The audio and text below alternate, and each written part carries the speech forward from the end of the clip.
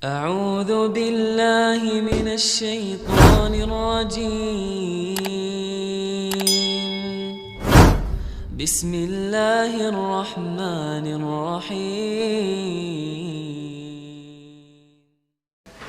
Yang Nabi sallallahu alaihi wasallam katakan, sayati 'alan nasi zamanun as-sabiru fihim 'ala dinihi kal qabidhi 'ala al-jamr.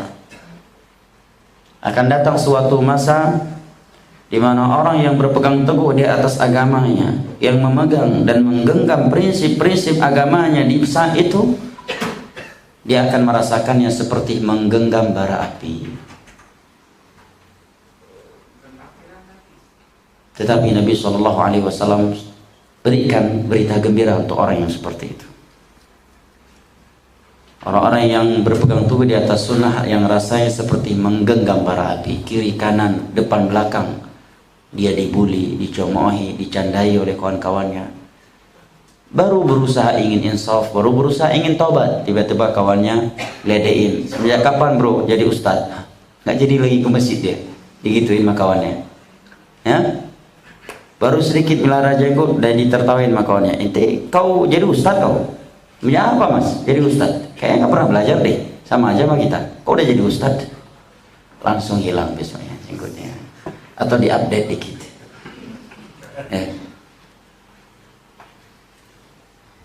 Subhanallah. Kal qabidh 'ala al-jamr.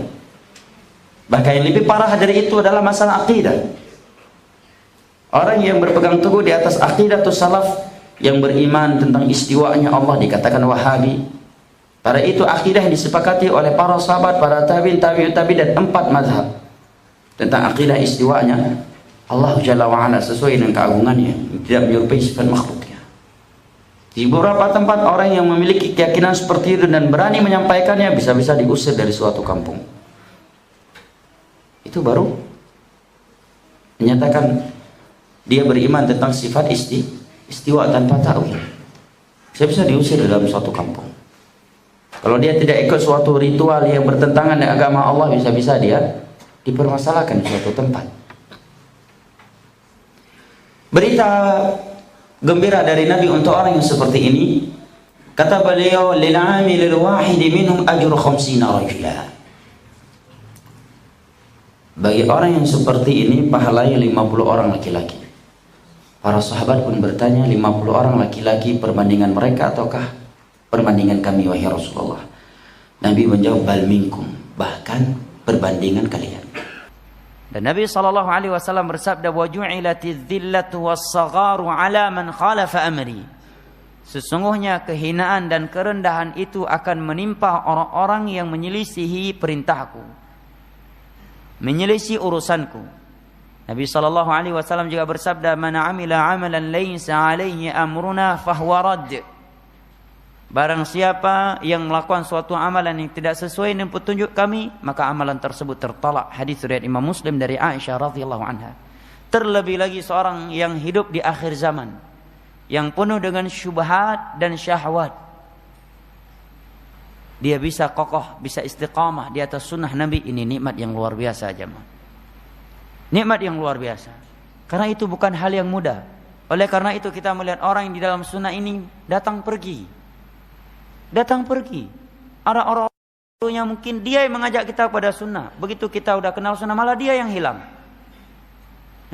Dia yang memperkenalkan kita rumah Allah. Dia yang mengajarkan kita rukuk dan sujud. Sekarang malah dia yang mengajar, malah dia yang hilang. Orang datang pergi ke sunnah ini karena berpegang teguh di atas sunnah bukan perkara gampang. Bukan masalah yang seperti menggenggam bara api. Nggak mulus. Jangan kita malah menyalahkan hidayah. Jangan malah kita kecewa dan menyesal setelah dapat hidayah. Kok setelah saya hijrah, rumah saya begini, kok istri saya demikian, penghasilan saya demikian, sahabat-sahabat saya demikian. Kalau kita membuka bagaimana mereka para sahabat Nabi setelah hijrah, bukan malah mereka tenang dari sisi dunianya. Tapi kita bisa melihat di dalam surat Ali Imran. Di akhir-akhir surat Ali Imran Allah menerangkan sifat mereka, kondisi mereka setelah hijrah. Allah Subhanahu wa taala menyebutkan bahwa mereka walladzina hajaru fi sabilillahi Dan mereka orang-orang yang hijrah di jalan Allah, Allah Subhanahu wa taala menyatakan wa ukhriju min diyarihim wa udhu fi sabili wa qutilu. Mereka diusir dari daerah-daerah mereka, bukan sekedar diusir dari rumahnya. Ya, apalagi diusir di rumah mertua, bisa ngontrak. Ya. Ini diusir dari daerahnya. Setelah diusir, disakiti lagi. Ya, disakiti, disiksa, wa qutiluhu. Dan mereka ada yang dibunuh setelah hijrah. Yang malah kita mengeluh, setelah hijrah kok pendapatan saya berkurang. Alhamdulillah berkurang tapi bersih. Ya. Alhamdulillah berkurang tapi bertambah akhiratnya.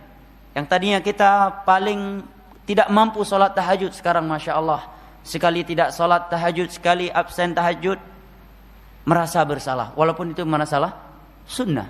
Kenapa? Karena Allah telah menanamkan cinta dalam hati kita terhadap ibadahnya. Karena kita telah merasakan kenyamanan, ketentraman dengan ibadah kepada Allah Jalla wa'ala tersebut. Ya. Kemudian Nabi menyatakan bahwa lil 'amilil wahidi minhum ajru 50 rajula. Satu orang di antara mereka yang beramal pahalanya seperti 50 orang. Siapa ini? Orang yang menggenggam agama ini seperti menggenggam bara api di akhir zaman. Pahala ibadah dia itu menyamai 50 orang. Maka para sahabat bertanya, 50 orang perbandingan mereka atau 50 orang perbandingan dari kami? Maka Nabi menyatakan bal minkum, bahkan perbandingan 50 orang dari kalian.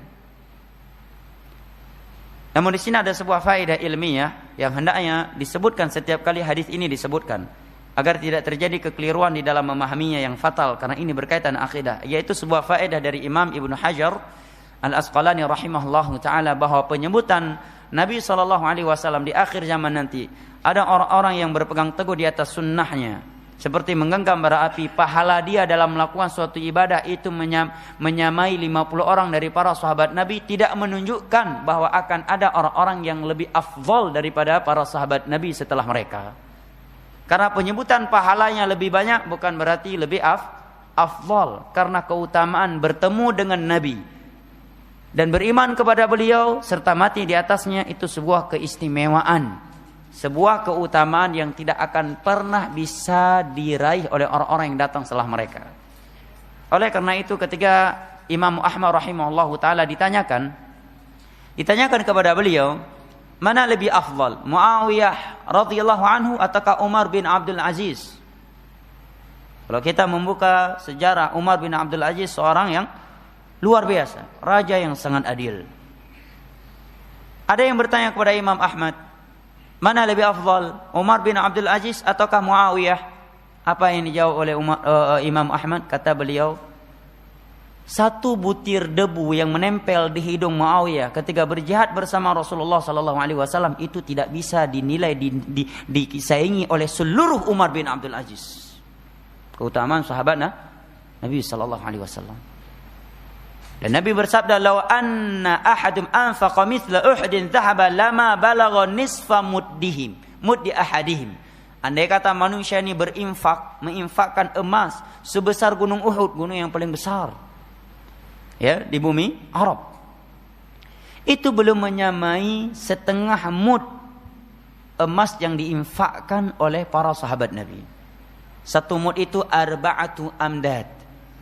Ya, afwan. Mud itu dua telapak tangan orang Arab yang dewasa normal. Itu satu mud. Satu sok empat mud. Para sahabat menginfakkan satu genggam mud dari emas ataukah dari apa saja. Ya. Itu tidak bisa kita saingi dengan kita infakkan emas satu gunung Uhud, jemaah. Keutamaan yang luar biasa. Ini faedah yang hendaknya disebutkan setiap kali menyebutkan keutamaan orang yang berpegang teguh di atas sunnah Nabi, yang satu di antara mereka beramal dalam melakukan satu ibadah pahalanya seperti 50 orang para sahabat Nabi, sehingga tidak